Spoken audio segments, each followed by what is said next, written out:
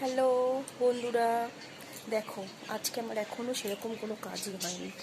চলো এবার কাজ করে নিই। বিছনাটাকে একটু ঝেড়ে দিই, জানো তো বিছনাটা ঝাড়া হয়নি এখন পর্যন্ত।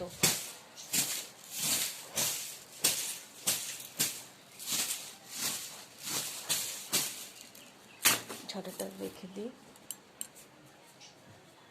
বালিশ কাঁথাগুলো গুছিয়ে ফেলি।